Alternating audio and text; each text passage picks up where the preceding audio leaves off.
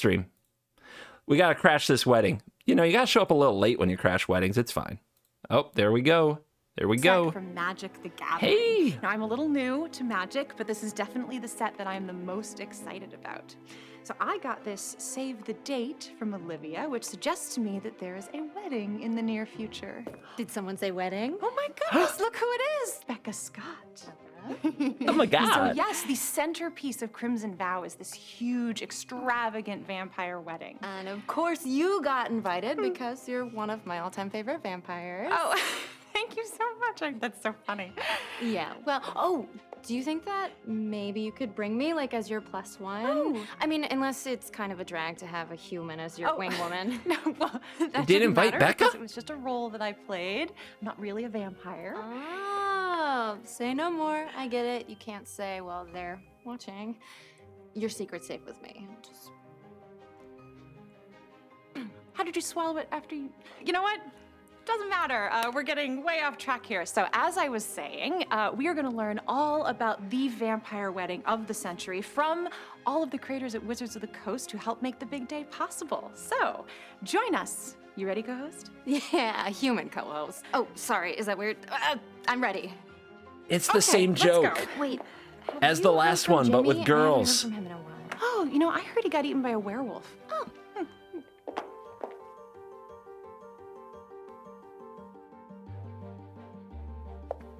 So, as I was saying, we have some special guests with us to help us prepare for the big day.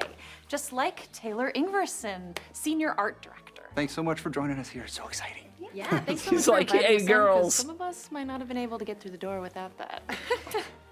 I think what Becca is trying to say is that we're so excited to be here as well. Now, Taylor, you led the art direction on the last set, Midnight Hunt. So get us caught up. Where did we leave things in Innistrad at the end of Midnight Hunt, and how does that bring us into Crimson Vow? For the background of what's going on, there's a lot. So at the end of Midnight Hunt, there was a disaster at the Harvesttide Festival. So it was set up to do this ultimate ritual to fix the day-night cycle put on by Catilda and her coven of Downheart witches. But it was foiled by a vicious pack of werewolves led by Tovalar. But it's okay, He got taken care of, which is sweet. But if that wasn't enough, Olivia swooped in at the very end, pushed Catilda aside, and stole the Moonsilver Key, which was a vital part of the ritual to fix the day-night cycle. All while wedding planning. I know. How do you manage that? Very true. Wedding planning, with the right? ritual unfinished, what does that mean for Innistrad? Right, so that just means that the entire plane is now set into a realm of perpetual darkness, which is extra bad if you're a human, but kind of fun if you're a monster, because now it's party time. So, but just because it's super dark doesn't mean that it can't look pretty, just like these new dual bands. Ooh, oh, yes. Oh, wow. Okay, so we're rounding up the cycle we started back in Midnight Hunt. Right. Okay. And just like those Yay. lands from Midnight Hunt, these will also be getting the borderless treatment. Ooh, Oh my I want the gosh, Is It that- one, I but I wouldn't hate mind Is It. attending a Death Cap Glade. It sounds Look at unpleasant, that. but it So looks cool. lovely. It's so beautiful and atmospheric. So then with the werewolves scattered around and the humans struggling, it sounds like the perfect opportunity, as you said, for vampires to just swoop in and take over. So it's actually funny that you bring that up because that's exactly what's going on. Olivia is taking full advantage of this situation, and throughout Crimson Vow, the story actually opens up with bats fluttering all over the plane, delivering awesome-looking invitations to the event of the age, Olivia Voldarin's wedding. Oh, it's so pretty. Yes, Oh, I mean, it's it so is a special pretty. occasion when you're Oh a my werewolf. God! Look at I've been So there will be invited to the vampires wedding. Oh from my God! all across the plane to attend Yeah, this we're event. gonna go. The Voldarins, the Markovs, the Falcon Wraths, Whoa, and the Strong ripped. showing up for this. Well, now, you said that it's Abs Olivia's alert. wedding, but I don't think you actually mentioned who she is that she's marrying. Oh yeah. So the lucky guy is none other than Edgar Markov himself. So it's really, really exciting for him. He's the Edgar. progenitor of all vampires on Innistrad. He's freaking and he's also old, right? The grandfather of Soren Markov, our planeswalker vampire. Goodness, what a catch. Age appropriate. Interesting, yeah. So, I mean, I don't know if I would have agreed with Olivia's choice. I'd maybe go for Soren, but if she's into granddads, that's her choice, yeah. She's into Tell us more about granddads, Edgar. yeah. So Edgar Markov is the progenitor of all vampires, like I mentioned before, and way long ago, he was trying to get rid of this famine that was running through Innistrad. So he turned to sort of the dark rituals And he himself, through dark magic, became the first vampire on Innistrad. Hi. And also turned some others, which became the progenitors for all of the bloodlines of vampires on Innistrad. Okay, so Olivia heads up the Voldarins, and if she marries Edgar, then she's gonna be the head of 2 major vampire families within the plane. I mean, that kind of makes her the de facto queen of all of Innistrad. Pretty cool. Becca, are you trying to say that she has an ulterior motive here? I mean, like, the heart wants what the heart wants. I would never imply that a vampire's playing politics. No.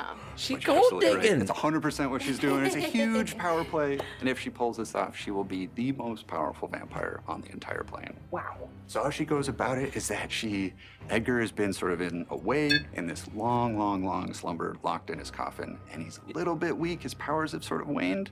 So Olivia walks in, wakes him up, gives him a little blood, and pops the question. If only it were that easy for all of us, you know? Yeah. What? She begins preparations for the big day. This is and so since it's messed her up. big day, thought it would be appropriate if we took a peek at her card next. Olivia, Crimson Bride. Oh my god. Well, she doesn't do anything halfway, does she? Oh my, what is going on with her veil? Are those like... Yes, those are actual spirits that are clinging to each other and to her, forming the train of her dress. No. So cool. And absolutely, like you said, she does nothing halfway. So Look at the dress. Right. So this is the Guys, opportunity for her to stop show looking at the everyone on stats of the planet card. that Look at the she is dress. now She the wants most you to look at the powerful, frickin' dress the and most compliment dangerous, it. And the most beautiful vampire on Innistrad. Dangerous is right. I mean, you keep enough big name vampires around, and anything she pulls out of the graveyard is gonna be sticking around for a while. There's your So flower, Taylor, girl. Now you've introduced us to the bride, you've introduced us to the groom. What else can you tell us about the festivities? Like, is there anything about the venue we should know? Yeah, absolutely. So this big event will be held at the Volderan Estate, which is a massive and opulent mansion up in the deep mountains of Stencia, which, if you've been on Innistrad, is also just impossible to get to. There's Gravity, you winding guys. trails and caverns. You can just fall off just trying This to get there. architecture is insane. So it was an incredible set piece to work on for this set. So like we've mentioned before, in Midnight Hunt, Blood we wanted to fountain. bring sort of It's like a chocolate warmer fountain vibe of to the blood. festival for humans. In Crimson Vow, for the set piece of the Volderan Estate, we wanted a colder sort of place for party for monsters. So let's take a look at the card Volderan Estate. Oh my god, the silhouette is so beautiful. Blood tokens. Token artifact blood. Pay 1 generic mana, tap, discard a card, and sacrifice this artifact to draw a card. That seems appropriately on theme. to Yeah, me. nice little hors d'oeuvre, right? I mean, definitely not fit for consumption for humans like us. So earlier you brought up Soren, Edgar's grandson. So how does he play into all of this? Soren is sort of the black sheep of the vampires, and he's kind of got them all grumpy because long ago he created Avacyn, who defended the humans against his own kind. And this is sort of another way that Olivia's kind of just looming that grudge over Soren. So you can even see in her dress when you look at it, she's even walking around with one of his and the Markov's gems built into her dress. So it's almost like she's already walking around with the family heirlooms. Wow. So as for how She's Soren's salty. taking this, I think we could just take a peek at his card for how he's feeling about it. And that is Soren the Mirthless. Yeah, Soren the Mirthless. Yeah, that about answers that. I guess he is not there for a good time. I mean, at least he's dressed for the occasion, though, because I gotta say, I'm a big fan Okay. of how he's rocking this ruffle thing. Right, yeah. Usually he's dressed a bit more for battle, ready for a fight, and this time he's kind of intentionally dressing down for the occasion a little bit. He's there, but that's about it. So earlier you mentioned that this is invite only, security's very tight. So is there a reason for that? Is Olivia expecting party crashers? So security is super That's us, tight, boys. so We're the tight, in wedding fact, that they crashers, put a ward boys. Over the Let's entire go. Volderan Estate. So if you don't have an invite and you come in, you might foof. But I mean, you don't get to where Olivia is without generating a few enemies along the way. And one of those characters that might be coming to crash the party is Arlen Cord.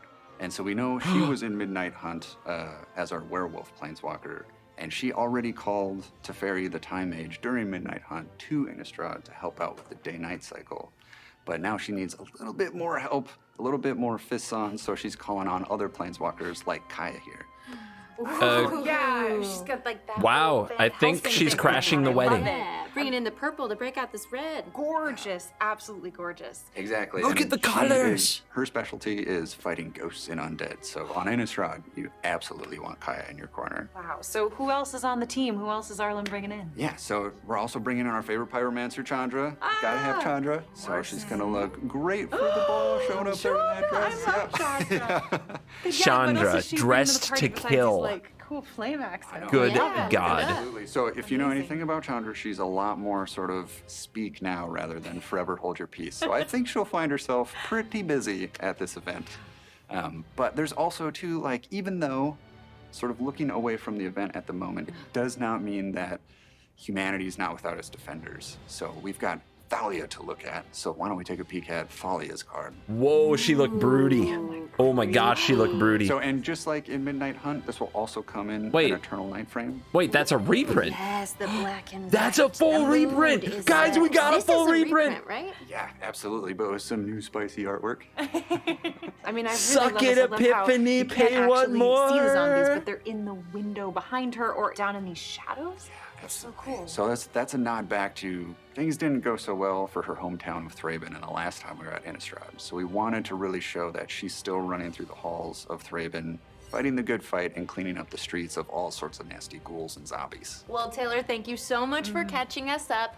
It sounds like even with these surprise guests you mentioned, Olivia's got things pretty under control. This wedding's gonna be all smooth sailing, right? Absolutely, and I think if you want more, you're gonna have to stay tuned for the Crimson Vow web fiction coming soon. Well, thank you so much, Taylor. If you don't mind, we're gonna go and learn a little bit more about the cards themselves. Absolutely, thank you so much. Thank you. Thanks, Taylor. Bye, Taylor. Bye. Want to be a snack later? I mean, get a snack later? Can't believe they missed that, to be honest.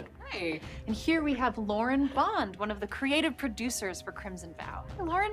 Hi, Deborah. Hi, Becca. Hi, I'm her human +1. Her +1. Sorry. Uh-huh. Right. So, Reaction. Lauren, we have learned Reaction a lot shot. about the event itself, the venue, the guest list. Is there anything that you can tell us about the cards once we start ripping open those packs? Well, if you've already seen Volderan Estate, then you've had your first look at blood tokens. But let's look at something else that you can do with blood tokens besides just refreshing your hand with Volderan Bloodcaster. Whenever you create a blood token, if you control 5 or more blood tokens, Voldarin Bloodcaster transforms into Bloodbat Summoner. Okay, so I get it. So on top of using the blood tokens for their own effect, we'll also be seeing cards that use them in other ways too. Yeah, and even on their own, blood tokens can do double duty because they draw you a card, but they can Okay. also put stuff in the graveyard, which in Innistrad is always a good thing, right? 5 is so Exactly, much. like the Disturb mechanic from Midnight Hunt, which I'm happy to say is going to be coming back in Crimson Vow. Cool. You can check that out here on Dorothea, Vengeful Victim. Dorothea, Vengeful Victim, transforms into Dorothea's Retribution. 2 mana, Okay, 4/4. an enchantment with Flyer? Disturb is a new one to me. Since Disturb shows up on spirits, we realized there was more ways we could have them show up returning to haunt the battlefield that get a little bit more Wow. abstract and out there than just coming back as a creature. So the vampires may be taking center stage in this set, but we wanted to show the other monsters and creatures on Innistrad getting in on the action. Okay, so we've still got lots of werewolves and zombies wreaking havoc. We definitely do. I don't have a werewolf to show you today, but they are coming back for Crimson Vow, and they will be using that same day-bound, night-bound mechanic, just like we saw in Midnight Hunt. So if you're looking to fill out your werewolf commander deck, you're going to be in good shape. Your As for werewolf zombies, commander they're deck. coming back with Ah. a little bit of an older mechanic called Exploit, which you can see here on Overcharged Amalgam. Oh, yeah. Oh, wow. That's a big charge on that boy. What? We first saw Exploit back in the set Dragons of Tarkir. It lets you sacrifice a creature when this creature enters the battlefield to gain some additional benefits. Very cool. Okay, so you've got some creatures Cool. sitting around, maybe not pulling their weight. You can flash this zombie horror in, and then you get the bonus of an additional counter. That's pretty awesome. Exactly. And talking about cutting dead weight, that brings us to Cleave, which is a new mechanic No. that we'll be seeing No. on instants No, and I don't want it. sorceries in No. Crimson Vow. Like this one here, Dig Up. Cleave. You may cast this spell for its cleave cost. If you do, remove the words in square brackets. Wow, so I'm new and I haven't actually seen anything like Wait, this. what's this before. mean? So I think I get this. If I spend the cleave cost, then I read everything except the words in brackets. So that is search your library for a card, any card, and put it in your hand, then shuffle. That's right. It's crazy how you can just take out a couple words and completely change the meaning of the card. That gives it so much versatility. I mean, it's almost like a second card within the card. Huh. Okay, so we've covered monsters. What about the humans? What are they up to in the set? Well, after how badly things went for them for the Harvesttide Festival, they're kind of looking for some ways to build themselves back up, which you can see in the training mechanic here on Savior of Allenbach. We're training! Whenever this creature attacks with another creature with greater power, put a +1/+1 counter on this creature. So when they're in training, they're attacking with a stronger, maybe more experienced creature. And it looks like they do a little on-the-job learning and sometimes get an extra bonus for that. Right, so on top of getting that +1/+1 counters from the training, you'll also see some That's a creatures mythic. like Savior of Allenbach that have a trigger whenever they train. And Exile is pretty powerful in this set. Wow. Okay, so we've looked at the set's mechanics. What about visuals? I mean, Olivia seems like the type who's pretty particular about her wardrobe, so what are we expecting from Crimson Vow's legendary vampires? We really wanted the vampires to take center stage here, so they're getting our new Showcase Fang treatment. We can see how that looks on Olivia, Crimson Bride. I mean, she looks fantastic, if I may say. How did that all come together? This time around, Good we lord. didn't really aim for like a particular art The style, fang so frame, not so much as trying to frame. execute on the coolest possible version Fang of vampires, frame. and that led us to a lot of curved and pointed shapes inspired by fangs, bat wings, gothic architecture. Okay, I know it's Olivia's big day, but are there any other A-list vampires that got this fang treatment? We got Absolutely. fang bangs. Here, let's take a look at Let's Soren go. the Mirthless. So one of the amazing things Soren got about the fang Showcase banged. treatments is it lets us step a little bit outside of our usual magic style. And on that note, Soren might look a little bit familiar to some video game fans out there. The artist is Ayami Kojima, who is bringing her unique visual style to magic for the first time. That is a huge get. Like I said, we knew we wanted to do the coolest, most aesthetically pleasing version of vampires. I don't want to force anyone to tear their eyes away from this breathtaking, aesthetically pleasing vampire art, but Lauren, I understand that maybe you brought some commander previews with you? Yes, Crimson Vow will have 2 commander decks. Commander One that is gonna be focused on previews. vampires, which you probably guessed, and another that's focused on spirits. They are headed up by Streffen, Mar Progenitor, and Millicent, Restless Revenant. That Strapping. cost reduction ability on Millicent means that once you've got enough spirits, she's never going to be staying in the command zone for very long. And it looks like Streffen's got yet another way to use the blood tokens. Look, you don't have to sell me on blood. I'm sure it's a very versatile ingredient. Is there something I... Nope, it's nothing really.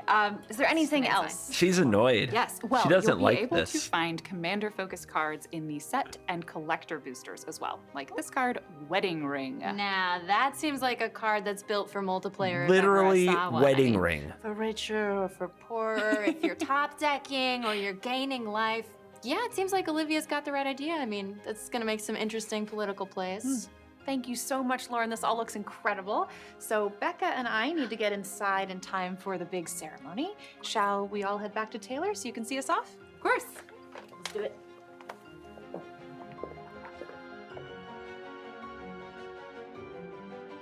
I can't wait to see how many people use wedding ring to propose to their girlfriends while playing a game of Magic. It's gonna make for the cringiest Well, stories everyone, ever. It sounds like our preparations for the wedding of the century are almost complete. Are you excited, Becca? Yeah, how could I not be, Deb? I mean, there's so many fun creative flourishes that really give this that classic horror vibe. Well, if you're a fan of classic horror, we've got 2 last things to show you that I think you'll be pretty excited about. First off, where would the vampire set be without the progenitor of every pop culture vampire, Count Dracula himself? No. What? What a unique take. I love it. So for these, we went back and drew from the literary Dracula, Bram Stoker's Dracula. Even the flavor text is pulled from his original novel. And since we're pulling from the novel, it was a really fun challenge to sort of stay true to those characters written in the descriptions, but bring our own flair to sort of bring them to life or unlife. We specifically chose artists that we knew had done great work on vampires or kind of similar concepts in the past, and they really all came through for us. Each card is full art and borderless, and we didn't just limit ourselves to well-known iconic characters. You'll find lots of classic props and set pieces that the book established as part of the kind of bigger vampire lore. We wanted these to be exciting not just for Magic players, but for fans of the rich history of vampires and the surrounding Why would fiction. we make cards for Draft, Magic set, players? and Let's collector make them booster for other boxes all people. come with a foil Dracula series box topper. And if you buy a box at select local game stores, you'll be able to get Castle Dracula as a buy a box promo. I mean, what a great way to pay homage to one of the stories that inspired Innistrad in the first place, right? And I'm sure you're going to do right by all the horror fans as well. Do our best. Now, if I'm not mistaken, you said 2 surprises? That's right. Yes, we still need to tell you a little bit about Double Feature. Ooh, yes. So Midnight Hunt and Crimson Vow share a special relationship. So to commemorate that, we wanted to hit everyone with a double feature, which is basically taking cards from each Midnight Hunt and Crimson Vow and monster meshing them together into one single unique draftable set. Oh, that's really cool. So when you draft Double Feature, you're gonna have a chance to play with those synergies and combos that you wouldn't have with one alone. Like, I'm thinking you could use zombies with Decayed to maybe turn on your exploit cards. She got it. Other thing you'll notice pretty quickly is that Becca's the cards going have been given undead. a special high contrast treatment. So each card has been individually adjusted to look great in black and white. What and this? our usual rainbow Who foil dis? has been swapped out for what we call silver screen foils for a more cinematic monochrome effect. Yeah, I love this. I mean, that black and white, it just pops out of the frames. It's beautiful. Double Feature is also the only place that you'll find this card treatment. So if you're looking to pick them up, you'll want to keep an eye out for when they hit shelves in January of 2022. Well, everyone, it looks like they've pulled Wait, out all the stops to January? make this a vampire. Why would wedding I to draft this in remember. January? So previews for Innistrad Crimson Vow are starting now. Be sure to follow along. That's right. And you can check out the release on Arena and Magic Online. That's going to be on 11/11. Pre-releases Ooh, are okay. going to be 11/12 to 11/18. And then you can find your physical release on 11/19. And you might want to keep your eyes peeled for a special Crimson Vow trailer. Also dropping on the 11th. That's the same day as the Arena and Magic Online release. Wait, trailer Well, comes thank out you on the for 11th? joining us, and I want my trailer we'll see you now. next time. Bye. Bye. Hey, wait, what do you want to do tonight? Because I was thinking maybe we could stay up all night and then we could just make sure we're inside when the sun comes up. Becca, for the last time, I'm not a vampire. Okay. And we're we'll not drop in. friends. Sorry. You're not my +1. No, a twist! A twist! They twisted! The twist! Becca's a vampire! Oh my gods, you guys!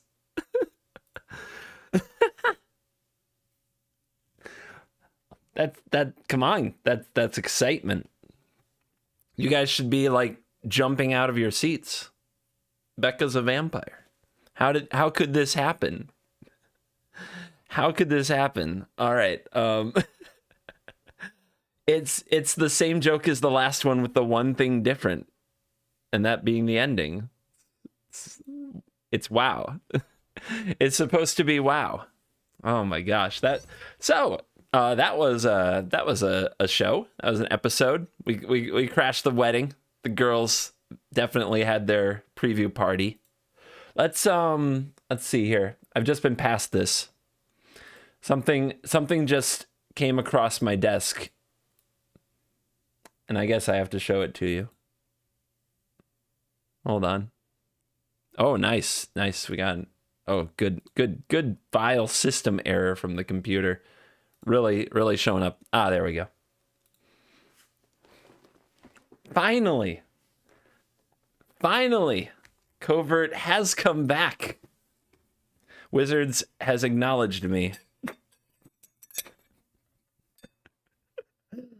The real twist.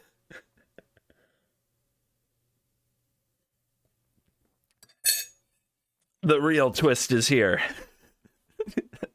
It's the best my hair's looked in a minute, I've got to say. I miss having more. I miss having more hair up here.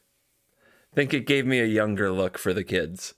This is full grown CGB geek mode right here.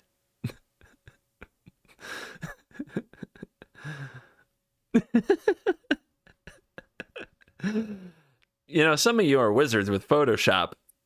I don't know if this is the use of that power you're looking for. I will say this.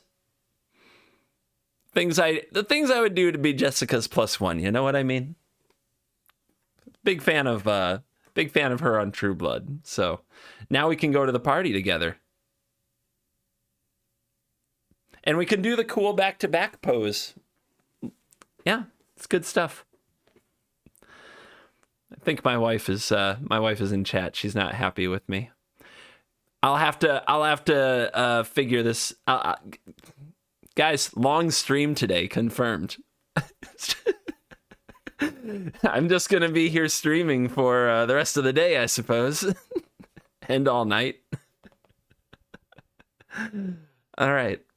That's okay. It's boys. This is boys' day. This is about wedding crashing. And sometimes wedding crashing, you gotta like scam your way into a +1 situation. It's just, you do what you gotta do. Boys are up to shenanigans. It's totally fine. This is the way it's supposed to be. Don't worry, guys. Everything is as it should be. So, how about it? We got a bunch of cards in a nice, tight, lovely 33-minute package. Yeah, we learned all kinds of stuff. What is this, the beginning? So what was in the beginning that I skipped to show you the Veggie Wagon spoof? The heck is this? What is this?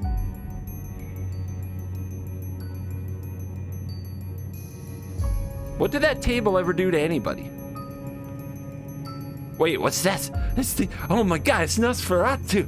It's the first vampire movie. Oh, this guy's scared. Has the announcement started yet? No, not quite. The countdown started. You woke me up. The countdown. He regrets everything. This is a very sad. You could jump in the ocean. Hey, where are you going? We're going to do trivia. Well, sharks or vampires? Choose how to get eaten. First question. Long ago, the Innistrad alchemist sought to free himself and his people. Wait, okay, they're lore questions. I don't know. I'm going with the Necro Genius. I'm not doing all this trivia. I'm not. This is cool. I'm not doing the trivia. I've got work to do here. We have cards to look at. How much of this was trivia? Oh, I see it here in the corner. What was this? Kissy, kissy. Oh god, they kissed so passionately back then. Good morning, dear. I brought a surprise. I can't tell who's talking. Did you bring me that magic card I've always wanted? The demon. Did anybody see the viral tweet that was like, it was a girl, actual girl, woman, tweeted, I'm going to dress up like a magic card for Halloween so he'll slam me on the table. Went viral. I thought that would have been a good opportunity for a throwback here. I'm sorry, what? See? Definitely could have put that there. Oh, come on now. You know who I'm talking about. All right, this is like really silly stuff, actually. I have some regrets that we didn't watch this.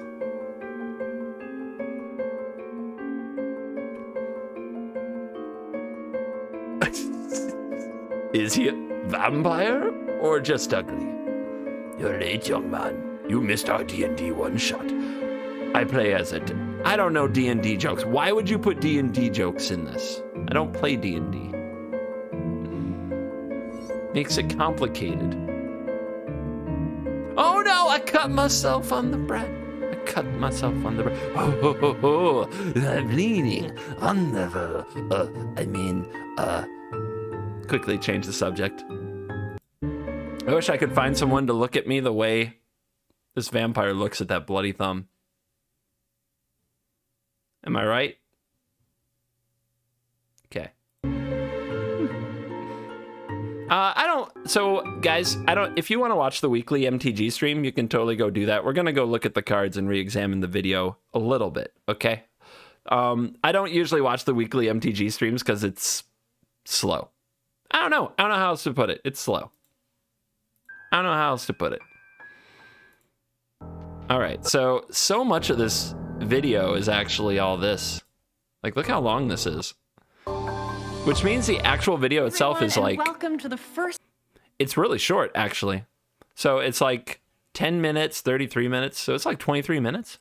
And this is Deborah Ann Wall, who I never actually knew you were a Deborah. I just always called you Jessica. Even when you were on... Even when you were in Daredevil, I called you Jessica. All right. Let's see the beginning, because I missed it.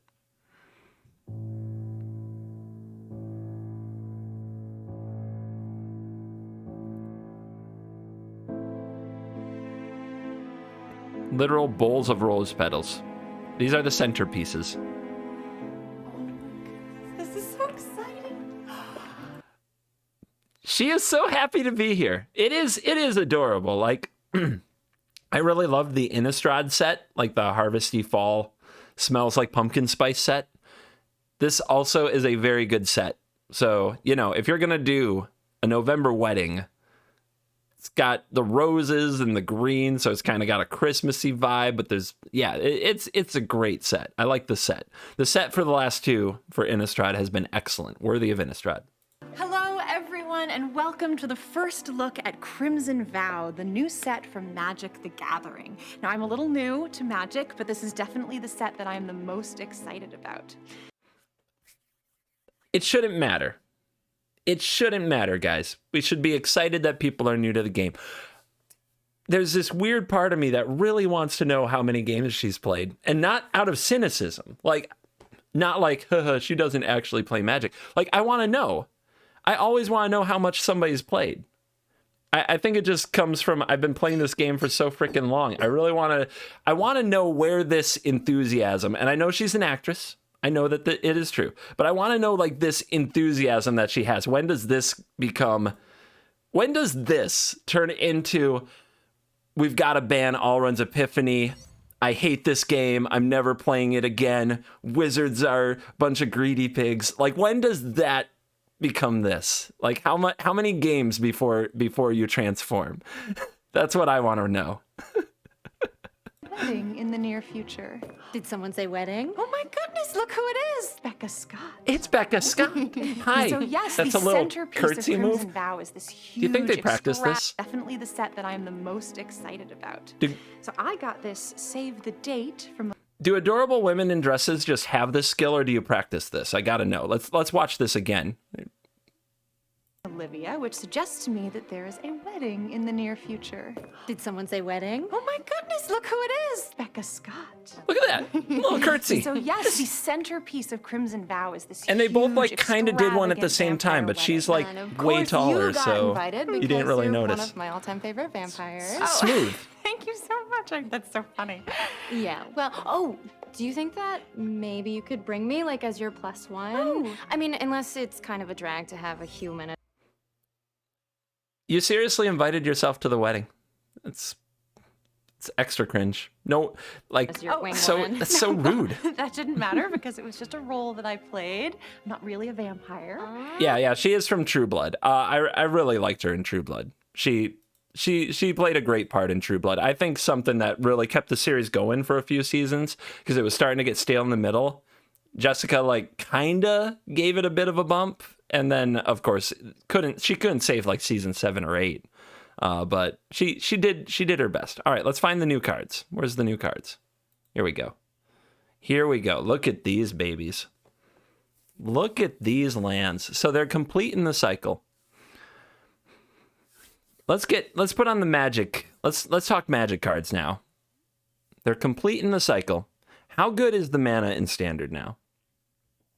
You still need to play monocolor to be aggro, I think. Right? But you never have to play Snarls again. I should get wild cards back for my Snarls, if we're being honest. You know what I mean? They're just, my God, did they have to just outmode them that brutally? They outmoded a rare cycle of lands. Now I'm glad, because Snarls weren't very good, but it is kind of insane that they print those in the same standard. Pretty rare that they do something that egregious, you know what I mean? But anyway, how good is the mana? It seems like you can play all kinds of mid-range decks. How close are you to 4-color? If you're just willing to play a lot of tap lands and a few pathways, do you think the 4-color splashes work now?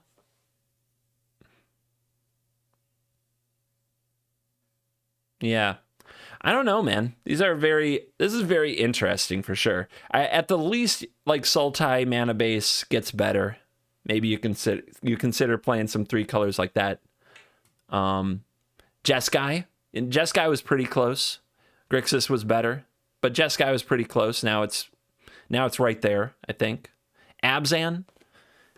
I don't know how Abzan beats Epiphany, but you can probably build a mid-range Abzan deck with good mana. So, like, these are good. It's a great addition. I'm glad they completed the cycle. It always bugged me that, like, they'll have Snarls, but they don't complete the cycle within the same standard rotation. They have the Triomes, but they don't complete the cycle within the same standard rotation. So some colors are just favored for the entirety of that standard. I think that's really lame. I'm glad they actually went out and completed this cycle. Very cool. Very, very cool. This art is, once again, like they are putting a lot of work now into the borderless art treatments for these because they know how much people like the lands. The lands last kind of forever. Good mana is forever. So they're putting work into the art. These are sweet. Like, wow. Wowie wow. I mean, that's just free. That's just some free money from my wallet, right? Shut up and take my money is what this is. All right, what else we got? This dude's so nervous. Not painfully nervous like we've seen in the past. He's decent on camera, but I don't know. I guess his character is supposed to be a little bit nervous, but oh man, is he like talking to girls? I'm talking to the girls. This one's been on TV. I'm so scared. Love it. Absolutely love it. All right. So this, I guess this will be like some kind of an instant or sorcery wedding announcement. Might be an artifact. Probably not. This person's actually about to cry. She got invited to this wedding. That's how hyped she is. All right. Holy cow. Oh my gosh. So many vampires in outfits going on in this. Absolutely wild. Bride's gown. We have bride's gown. You think it's an artifact? It's probably an artifact. Does it work? It's like, no, it's equipment. It's got to be equipment, right? Got to be equipment. All right, this card. 4 black, red, 3/4, flying with haste. Legendary Vampire Noble. When Olivia Crimson Bride attacks, return target creature card from your graveyard to the battlefield tapped and attacking. It gains when you don't control a legendary vampire. Exile this creature. Read this card. Chat, you review this card. I'm going to put on some music. I need to go get a beverage. When I come back, I'll tell you what I think of this card. But in the meantime, chat, go ahead. You review the card. You're smart. You got this. You don't need us. You don't need a streamer. You're your own independent chatters.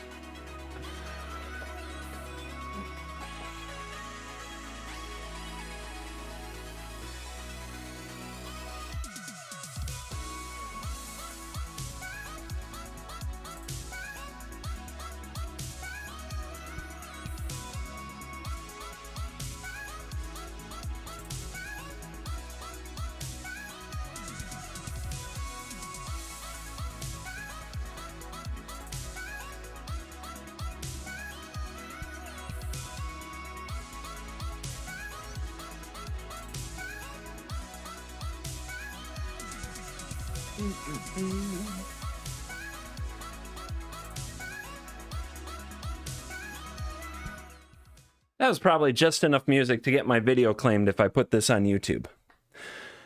All right. So, when it attacks, return target creature card from your graveyard to the battlefield, tapped and attacking. It gains when you don't control a legendary vampire, exile this creature.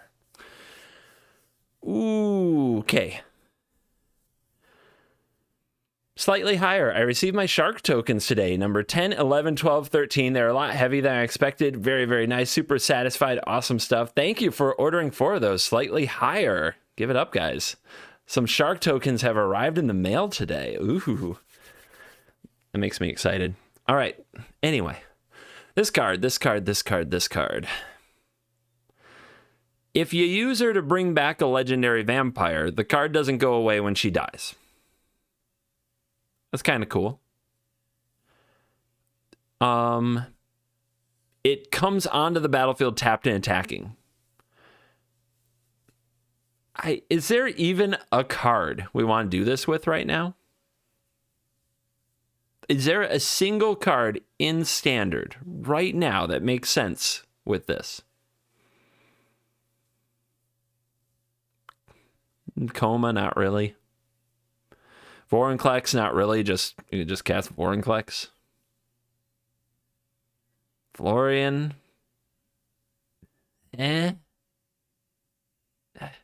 Like you guys are just mentioning creatures that are good. There's nothing where it's like we put it onto the battlefield tapped and already attacking. That's exciting. So think about it. If you put the thing onto the battlefield and it's already attacking, you don't get the attack trigger. Let me stress that again. When you put the thing onto the battlefield tapped and attacking, you don't get the trigger. You don't get Thrawn's trigger.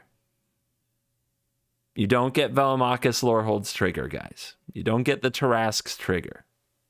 You get none of these things. I know, it's sad, but it's true. I'm trying to let you know. Yeah, it's not great. You need ETB triggers, not attacks triggers. Xerath. Xerath's okay. If it hits, they can still block. So here's the thing. You need this to come down and attack, which means they can't have removal up. What is the situation where your opponent has no removal up and they have no blockers? And they don't just eat the thing you're attacking with anyway, right? It's hard to put that together. Blade Historians, maybe? But then what did you do? You got a 3/4 double strike flying haste and a 2/3. Doesn't seem very good. Blood on the Snow into this. That's a good pair. So, Blood on the Snow, clear the way. Bring this back, attack with it, get something else. That's not bad. That's not bad.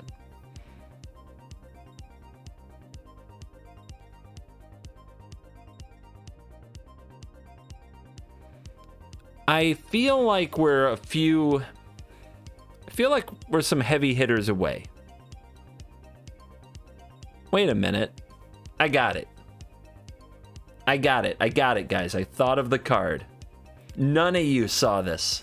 That's why that you do need a streamer. None of you found this yourself.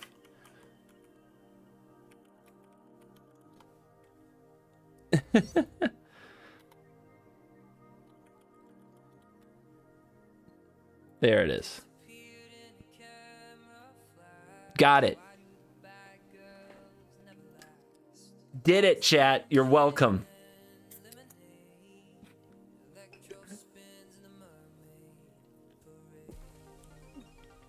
You're welcome.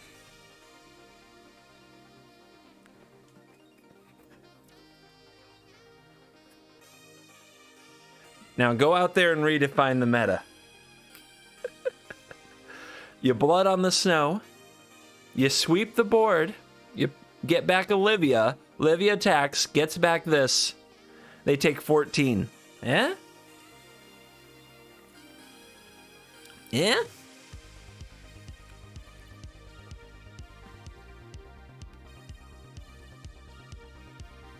Burning Rune Demon, pretty sweet. This is why, yeah, this is why I make the big bucks right here.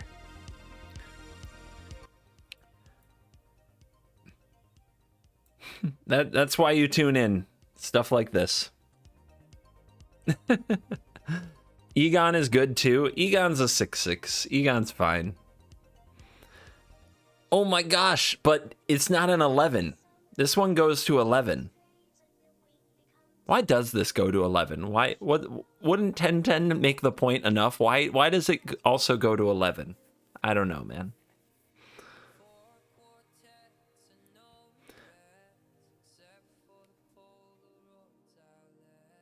All right. I think this card, it needs a... When we see Edgar, because Edgar is not a planeswalker, right? Edgar is a creature. So Edgar Markov will be in the set. When we see Edgar, Edgar is going to have some absurd stats. It's going to make this a good team. When we say Edgar, it better work together, and it better be good. But I think it will. I think it will. So wait for, yeah, I'm sure Edgar is an 11/10 creature. So yeah, we'll see what's up with Edgar. Edgar will probably be a 5 because this is a 6, so they can curve together. Get it? You know, they're gonna curve together because they're gonna get married, husband and wife. We didn't talk about this since the video ended. Edgar's like mega ancient, right? And Olivia's like young by comparison. They're like at least 3 generations apart. All right. Okie dokie then.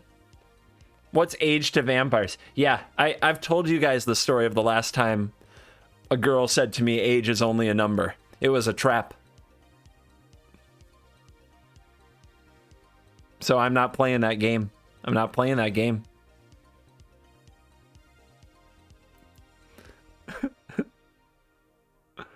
All right, what else we got for cards? We got a flower girl, no card. We got the manor. Like, is gravity just not a thing in this world? That's fine. You know, sci-fi on Innistrad. That's fine. But this, the Volderan Estate, is a land. It's rare. Tap for a colorless. Tap to pay 1 life. Add 1 mana of any color. Spend this only to cast a vampire spell. And a 5 and a tap for a blood token. This ability costs 1 less to activate for each vampire you control. This card is sweet. This card gives a 2 and 3 color vampire deck hope. It didn't have much hope before because the lands do not favor aggro. But this does. This land is very, very good. But it's only good if you want to play 2 and 3 color vampire decks. So, you would think in the vampire set that there would be a lot of very strong vampires. Should happen. This card should be good. Should be very important. Blood tokens seem dumb unless Madness is back, right? No. There's a few different things you can do with blood tokens.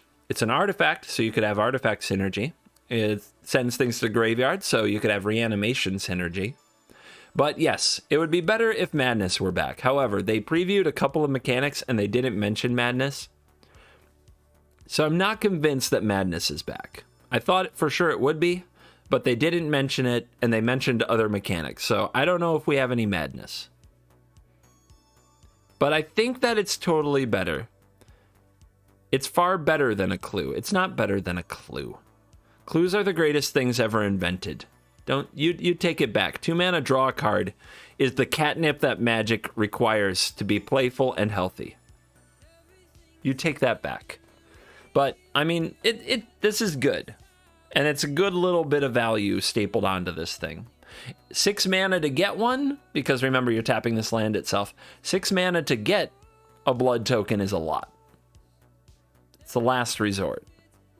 It's kind of a scam. If you're doing this, your deck failed, but it does give you some grinding potential.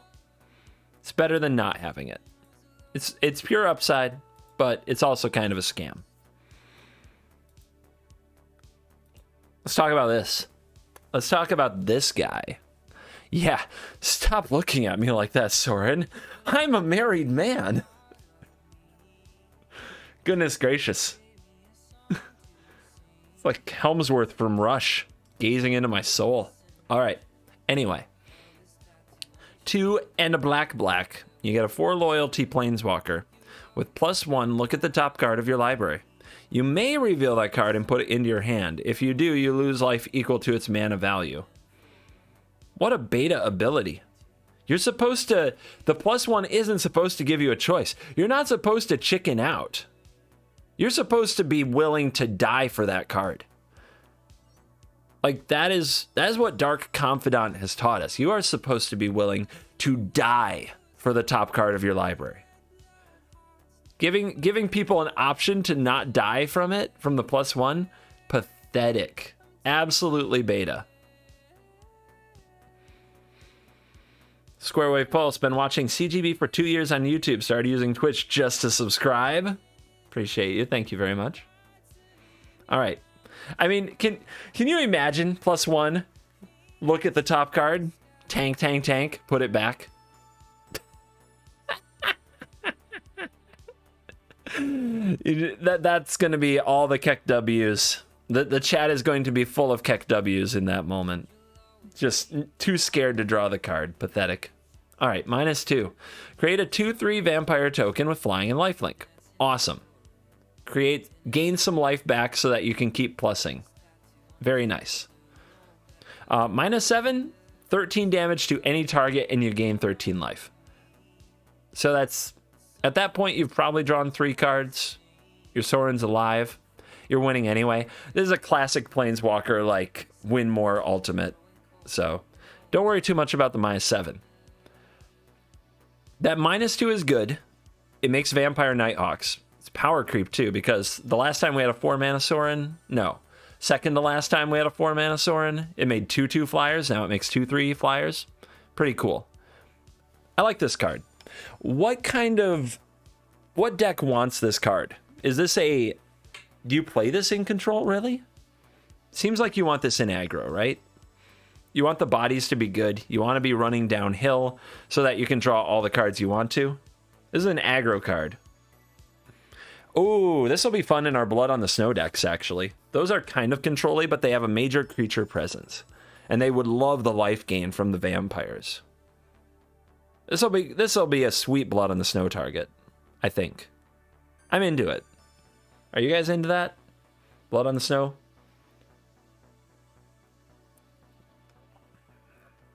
Yeah. Yeah, Soren and Lolth. They can hang out together. Turn 4 Soren, turn 5 Lolth. That's a lot of tokens and a lot of pluses for card advantage. That's straight up tasty. Ingolgari. You can play this and then play Ren. So, a 4-mana, like a D's 4-mana Planeswalker actually curves really well into the Lulths and the Rens of the world. Art is sweet. This card's a win. This card's a winner, man. We got a winner here, Soren. Good job. All right.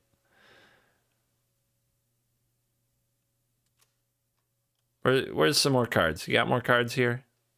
We got whatever that is. By invitation only. My God, the wedding jokes. There's going to be so many. Kaya's in the house. We don't get to see the card yet, but Kaya is here with a crossbow. Kaya with a crossbow. I don't remember Kaya crossbowing very often. I know about her purple daggers. She got those on Kaldheim. Crossbow? Crossbow Kaya? It's a vampire hunter thing, right? Kaya's the new Van Helsing? Okay.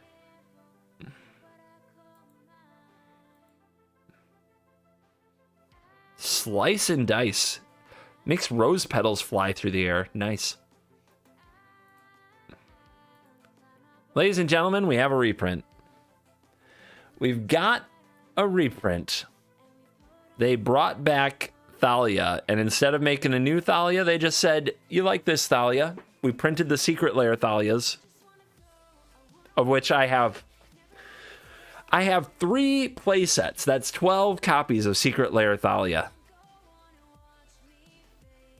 And now I get to use them. If I ever play Paper Standard ever in my life. My God, she's so broody now.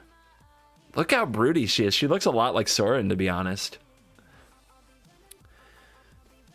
Thraben belongs to the living. I will not rest until it is cleansed. This card has been a factor so many times. Some of us already have it on Arena, right? It was printed to Historic. Oh, that's lame, guys. We have to open in our rare slot, even if we already bought the frickin' Historic Anthology in our rare slot, we have to open 4 more Thalias. It's kind of brutal, but it's all right. I mean, I'll live. They've done worse. The temples were the worst thing that they did in that respect. But it is a scam. It's still a scam that we have to open the same cards over and over. Especially as rares and mythics.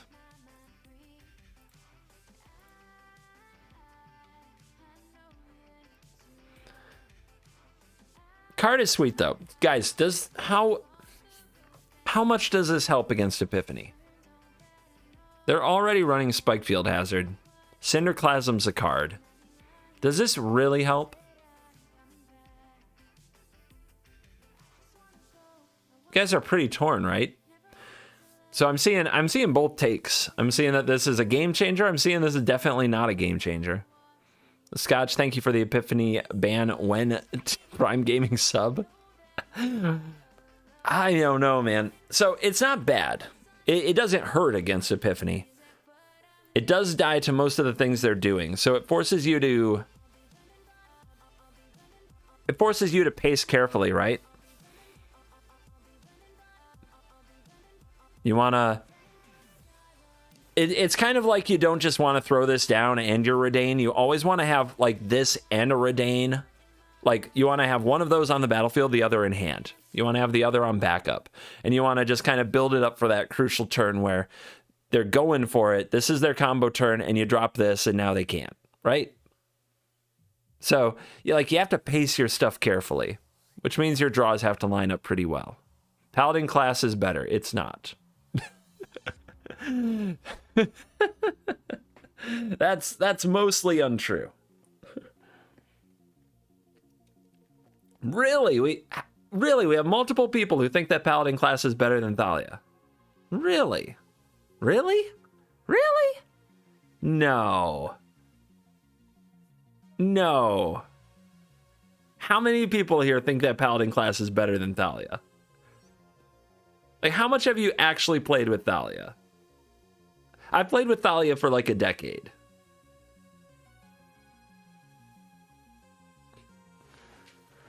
Oh my gosh. Unbelievable. We're tearing the community apart. We're tearing the chat in half.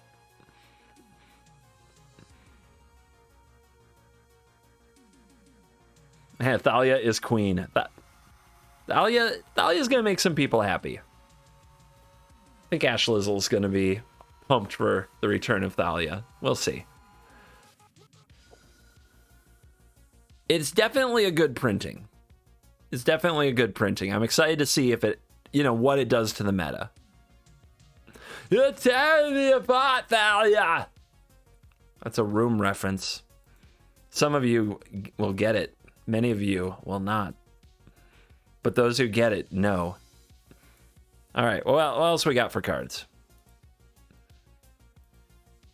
Talking, girl stuff, talking. All right, Voldarin Bloodcaster. 1 and a black for a 2/1 flyer. Whenever this or another non-token creature you control dies, create a blood token. It's a vampire wizard, by the way, party fans. Whenever you create a blood token, if you control 5 or more blood tokens, transform this into Bloodbat Summoner. which is a 3/3 flyer. At the beginning of combat on your turn, up to one target blood token you control becomes a 2/2 black bat creature with flying and has haste in addition to its other types. What do we think of this card? It's pretty low opportunity cost, right? 2 mana for a 2/1 flying. Not usually playable on its own, but there have been times in standards where people play these. Add a relevant type. Add a significant upside that when it dies, you get this artifact, which lets you loot. If this just died and let you rummage, I think we'd already be talking about playing it. So having to pay 1 for the artifact to do it at another time, that can be an upside or a downside. It can be an upside or a downside. It's also not legendary. In multiples, that's a lot of blood. Do you think they planned on having content creators say, that's a lot of blood, when they were designing this mechanic? My God, that's a lot of blood. Anyway. Pretty hard to transform. 5 is a lot. But once you transform it, you've got a 3/3 flyer, and you're making 2/2 haste flyers. Now remember, you already have 5 tokens, so there really aren't worlds where you transform this and have nothing to animate. So when you do transform this, you're basically creating 5 power, 5 toughness flying. That's a lot. Novice Occultist is better. It's not, though. Its ability is better in some cases than the blood token, but the card is not better. Not by a mile, right? Because this is a 2/1 flyer, and you're talking about a 1/2 sit on the ground, hope it dies, hope something comes along that it can get underneath. Like, that analysis is so off for a number of decks. Novice Occultist might be better in strictly like a Village Rites deck, but this is by far the better card in a vacuum. It loses flying, though. Where does it lose flying? Has flying on both sides. Makes flyer. Dies to Doomblade. Have you ever read Doomblade? Or do you just say the thing you read in another chat?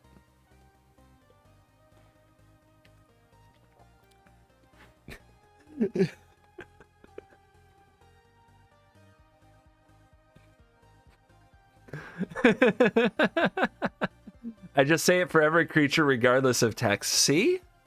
See?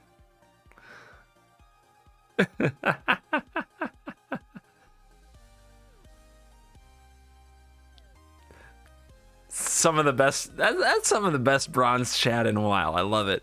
I love you guys. I mean, it is a 2-mana 2/1 flyer with a significant upside that probably doesn't happen too often, but when it does, it looks really good. Looks really good. So, if you control 5 or more, so whenever you create a blood token, if you control 5 or more, so if you have 5 blood and you play this, it doesn't transform right away. You have to create a blood token to trigger it. Just something to keep in mind. I think this card is pretty good. I think that Vampire Aggro is going to like this. I think it's going to be playable, but I don't know how good Vampire Aggro is going to be. It does die. That's the other thing. It leaves stuff behind when it dies. So you put this out there and you get a whole bunch of little blood tokens lying around. There's probably ways to pay that off. Also, it's like, I don't know, man. It's probably a lot of ways to pay that off. So I like it. This card is sweet. Card will probably, people are going to try to make it good. I don't know if it's going to end up being good. Spikefield Hazard is already like really prevalent now, and it because of Hermit, and now this, and it's like, I don't know, 1 mana 1/1s might be dying to Cinderclasms and lands a lot. All right, let's look at this card. Dorothea, the Vengeful Victim. This is a callback to Geist of St. Traft for you fans. White and blue, 4/4 legendary creature spirit. Has flying. When it attacks or blocks, sacrifice it at end of combat. It's a very easily satisfied ghost. But Disturb, for 1 and a white blue, you can play it from the graveyard as an aura. The aura says whenever you attack with it, create a 4/4 white spirit creature token that's flying, tapped, and attacking. Sacrifice a token at the end of combat, not angels this time, just spirits.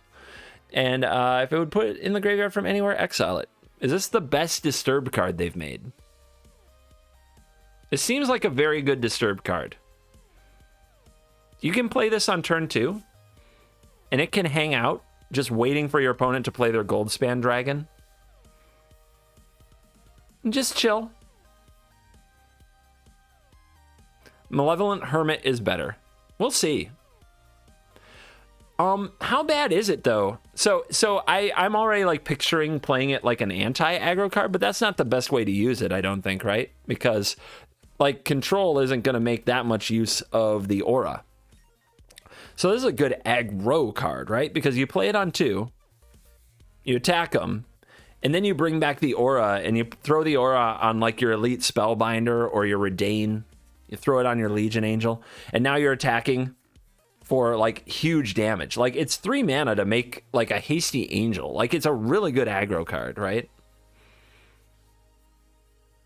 Like this is a grossly good aggro card, I think. I mean, the damage piles up really quick. It sucks that your 2-drop doesn't stick around, but if people are running a lot of like sweepers, it wasn't going to stick around anyway. So I'm excited to see how this fits in. This is the kind of card that could be a total miss. It could be a total miss.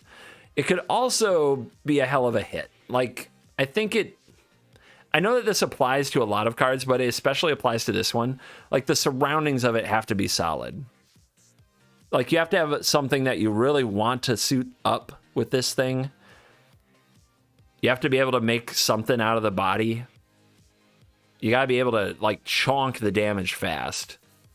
This card could actually end up a lot better than it reads, because it reads like you're throwing a card in the graveyard and just getting kind of 4 damage out of it. Like it's one of the weirder, slower flame rifts we've ever seen.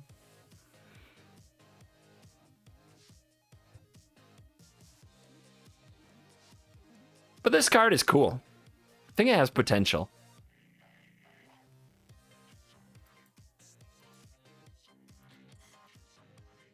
Overcharge Amalgam. Overcharge Amalgam. Toski? Oh my god. Okay, putting that on Toski's hilarious. I might do that. All right. So Overcharge Amalgam, 2 blue, flash, flying, exploit. So when it enters the battlefield, you may sacrifice a creature. When it exploits a creature, counter target spell, activated ability, or triggered ability.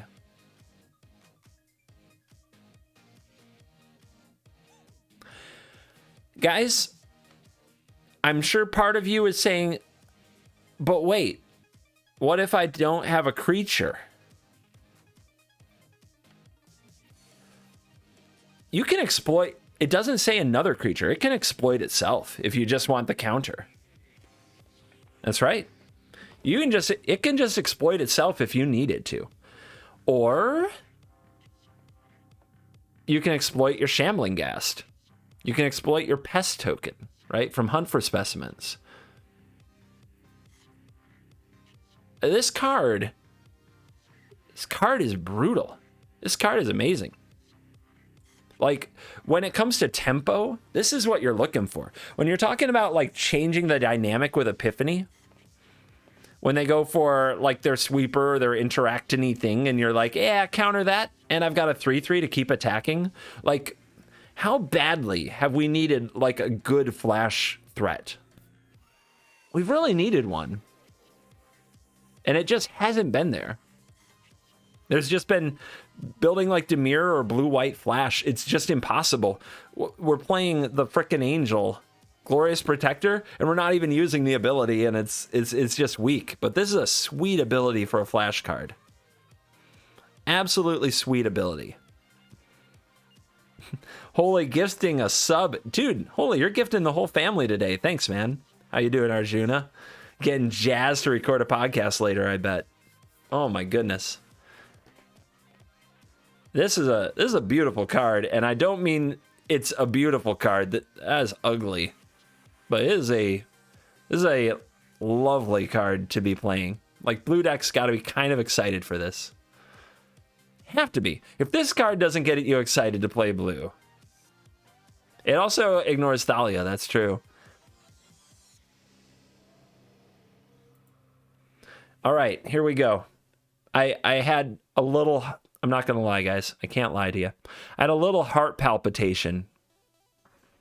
My heart skipped a beat when they announced a new ability called Cleave.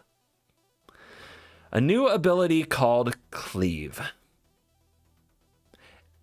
I was like, oh, an ability that gives target creature double strike, +1/+1, and trample. How nice. I was so excited about it. It turned out to be a lot different than I expected. I got some serious Embercleave PTSD. It's not going away. So, everybody gets to say believe and cleave again in a very different context. So this is 1 green. It's called Dig Up. And it says, search your library for a basic land card, reveal it, put it into your hand, then shuffle. But it has cleave. And that means you may cast this spell for its cleave cost. If you do, remove the words in square brackets. So, we remove the words in square brackets, which are basic land, and reveal it. And we're left with, for 4 mana, we can cast this. And it says, search your library for a card. Put it into your hand, then shuffle. So it's a Diabolic Tutor in Golgari.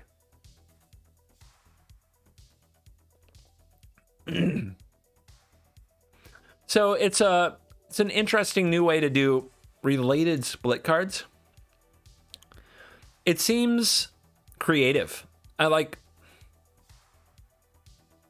this. This is kind of a very clever creative mechanic, isn't it? If we're given due where it is, I think that one of the challenges of design is fitting everything you want to on a Magic card in a way that makes sense. And this is a very creative way to do that.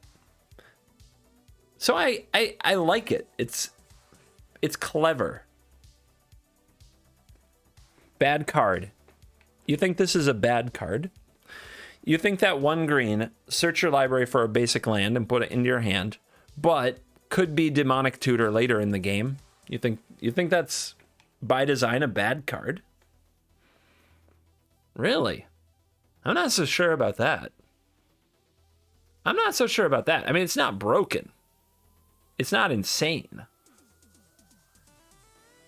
But it's what so many cards need to be in current Magic. It's help you do your land thing early, but do something better later in the game when you don't need land anymore. Like this, it's pretty good. Especially since there's no good 1-drops in Magic at the moment. Like what is anybody doing on turn 1 right now? Bueller? Anybody doing something cool on turn 1? Anybody? If you're going to throw it away anyway, you may as well have like this high ceiling card in your deck. KZ Grim, thank you for the 1, 2, 3, 4, 5, 6, 7, 8, 9, 10 gifted subs. That is really cool. I appreciate you. I'm glad you guys enjoy the content today.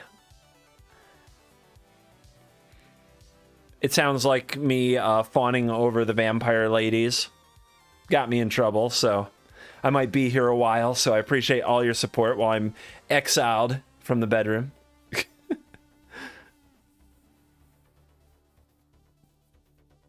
Oddly makes snarls better. Guys, snarls are banned. Snarls have been unprinted.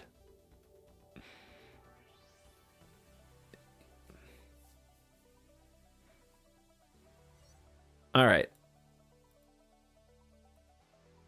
Savior of Allenbach. We got a mythic here. 1 white, 1/2. Human soldier with Naruto training.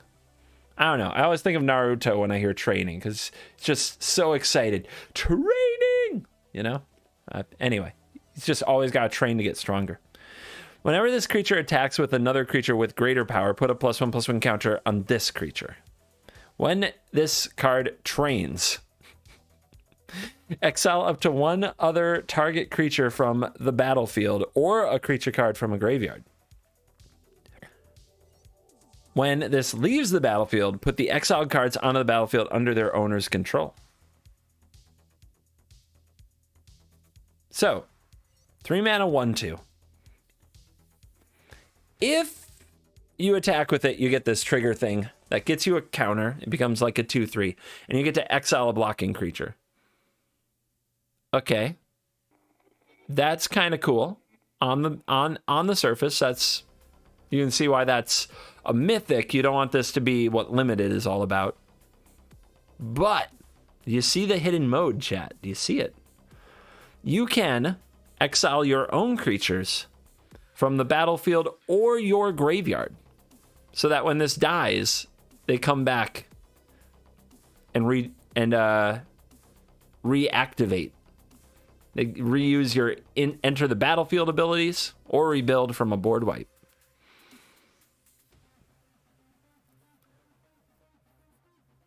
That's pretty cool. I think they found a cool way to do it. I'm still not sure it's actually good.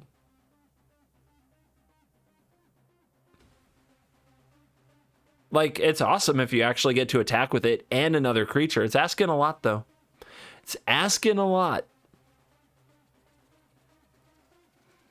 Like, all of that is very cute, and I don't know, man. I don't think you put that together. I don't think it comes together enough.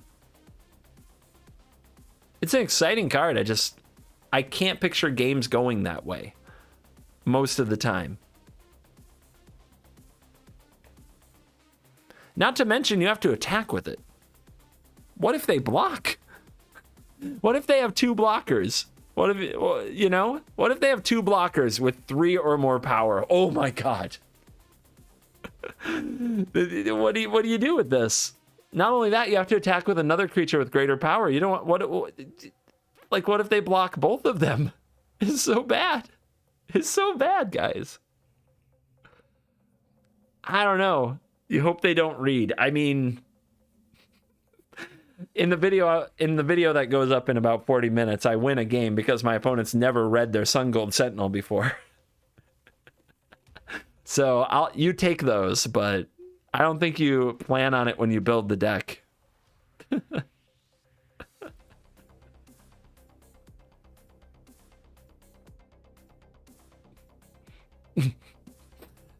That's the face you guys are going to be making when they block. Huh? What do you mean they block?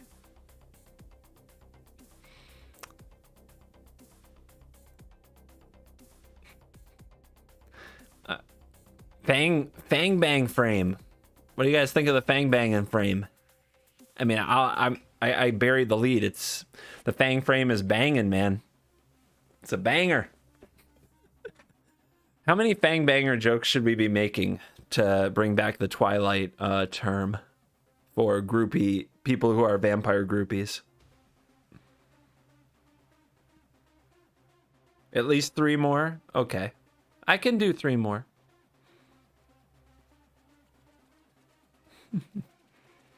We're almost at the limit. Dude, we've got months to milk this, though. I might be at my daily limit, but I sure as hell ain't at my set limit.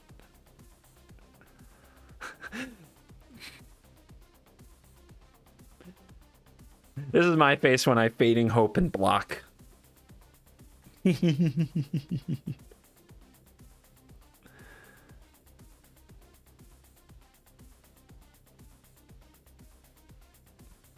All right, these are commander cards. In theory, I'm a commander gamer now. I still hate commander-only cards and sets. I don't know. I just don't like it. The main thing I want to say about this, Streffen. Did you ever meet somebody named Steven or Stefan who is like, my name is Stefan? This is like a snootier way to say Stefan and Stefan. Stefan. It's like Zoomers these days. They just have to put like weird letters in their name to try to be different or something. It's ridiculous. Hello, I'm Stefan.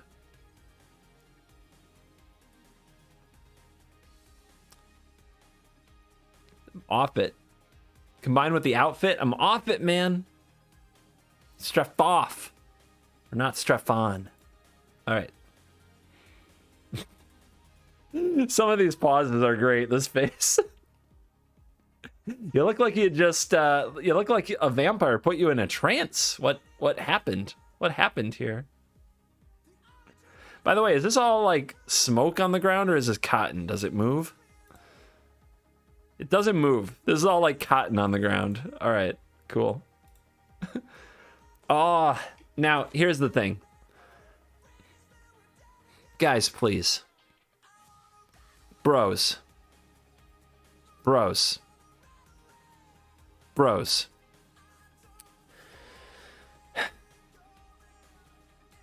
Look at me. Look at me. Do not... I don't care if she's played Commander like 5 or 6 times and said she liked it. Do not propose to your girlfriend with this card. Don't do it. She'll say it was cute. She might even say yes. But she doesn't want your hobby in her moment. Probably. There might be a very special couple out there who you both love and play Magic all the time that this makes sense in, okay? It's possible. But it's like actually making money at streaming. It's the 0.001%, and it's probably not you. Ask yourself, is my girlfriend somebody who loves Magic? Or is my girlfriend somebody who plays Magic, likes Magic, and puts up with how much I love Magic? What is the truth? And please try to answer it honestly.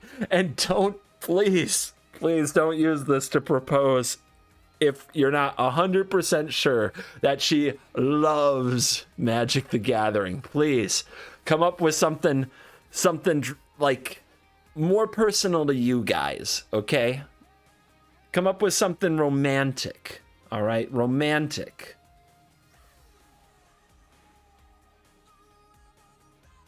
Please.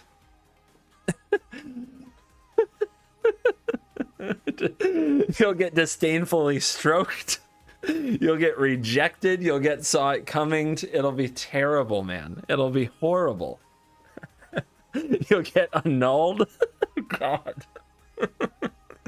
Oh my God. There's gonna be... I love that this card exists. I don't even care what it does. I love that it exists because already the TikToks and the clips are going to be... They're going to be gold. How did you propose to Gina? None of your business. It involved 0 Magic cards, okay? 0.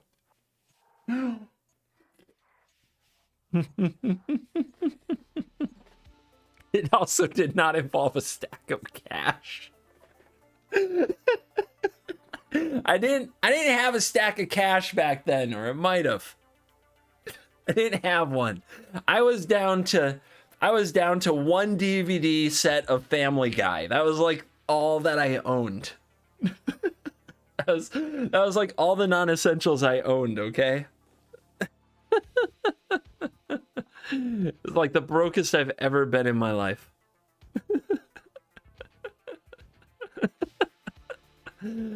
Oh my God. Oh my goodness. All right. Well, this is also going to create some great stories at the table. You know what I mean? All right. What does this card actually do? When the wedding ring enters the battlefield, if it was cast, target opponent creates a token that's a copy of it. Wait, you marry your opponent? I mean, I guess who else would you marry?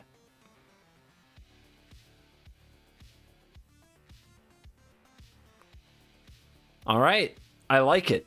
I love those relationships where it's like they didn't like each other at first. Whenever an opponent who controls an artifact named the Wedding Ring draws a card during their turn, you draw a card. Aww. That's so cute. You both get to draw cards together. Whenever an opponent who controls an artifact named Wedding Ring gains life during their turn, you gain life. Oh! Okay, but, like, what if you take damage? The other person's just like, I don't want none of that. You're supposed to be one. You're supposed to be bonded together. You're telling me when the person who I share a wedding ring with, when I take damage, it doesn't even faze them? You know what's really funny? When they attack each other.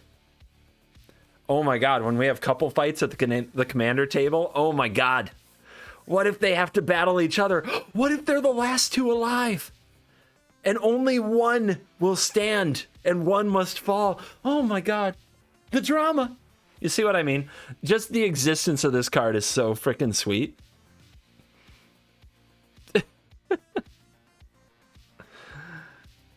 Yeah, they should also gain lifelink.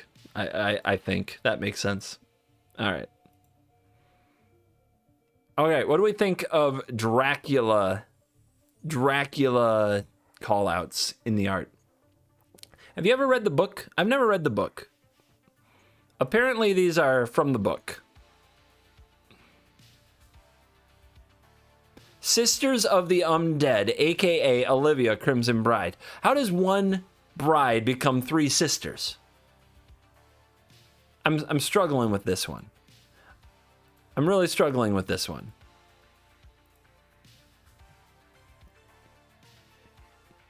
Art is sweet.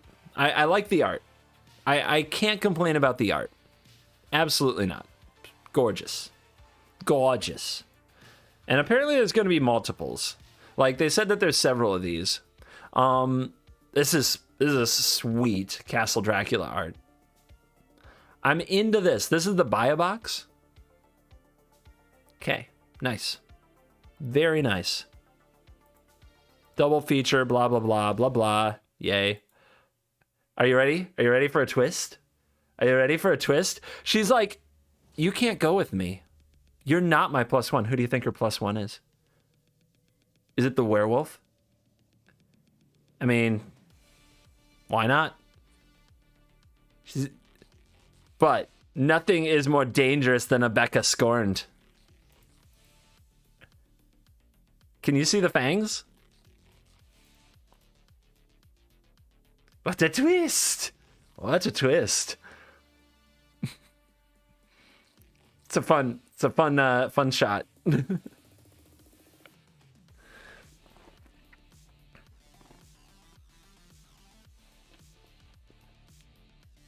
It's pretty hot. Not gonna lie.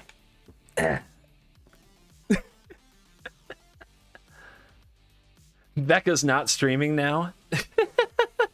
Becca should be streaming now.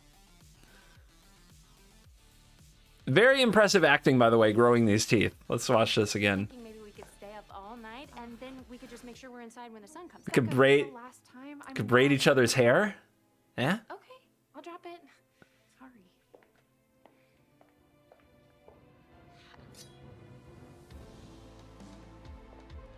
So charming.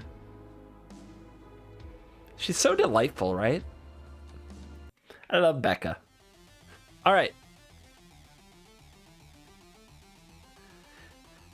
And that's our cringe video. We have reviewed the cringe video for Innistrad Crimson Vow. I think it was good. It didn't blow me away. I think mostly because the first Innistrad video kind of set the stage, right?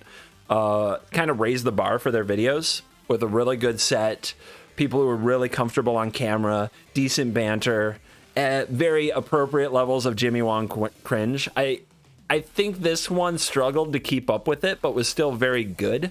The enthusiasm from our leading actresses was good. The cards that they showed were pretty good, like mostly very decent cards. The art looks very, very good. So this is another like good reveal video. Very well done. Not the best, but very, very good. So I go to Scryfall. Look what I get. Midnight Hunt Commander.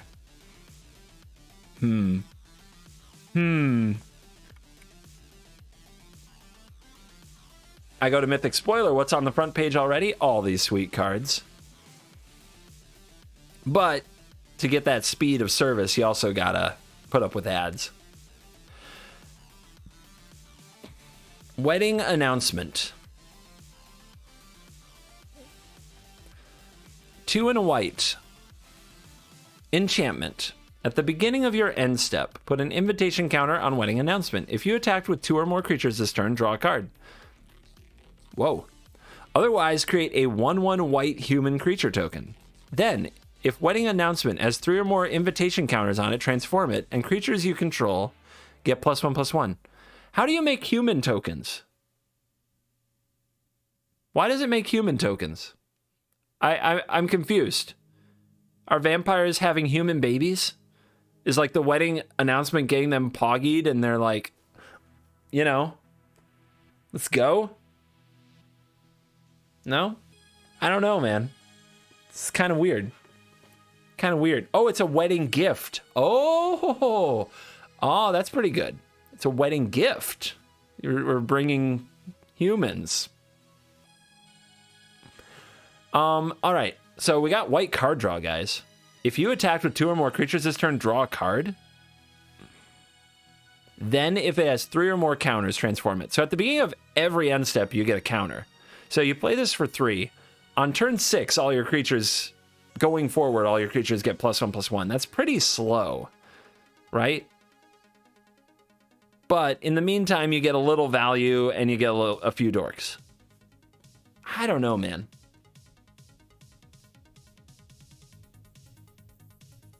I think it's a trap, but it might be good for grinding. Like as good weddings often are. If the DJ is on their game, you should be doing some good grinding before the night is through.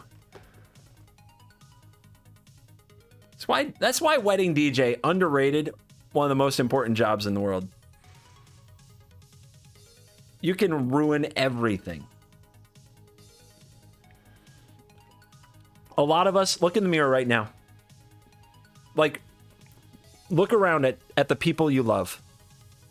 A lot of us are here because of a really good DJ.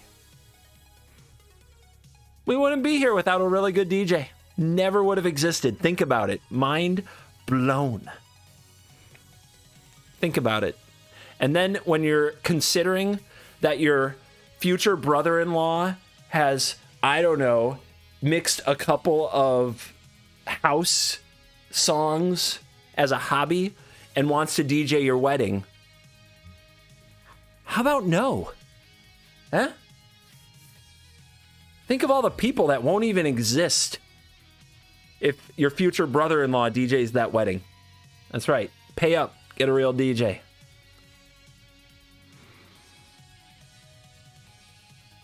All right. This card's fine. I might be a trap. Maybe it's a good sideboard card. Seems pretty slow for an Epiphany meta. Were the babies born in the 1900s due to a really good bard? Look, I'm not saying they wouldn't have babies. I'm saying they wouldn't have timed it in such a way that they had exactly you. I'm not saying people wouldn't exist. I'm saying you might not. Think about it. All right. Gralnok, the Omnivore. Is this Commander? No, it's not. 2 and a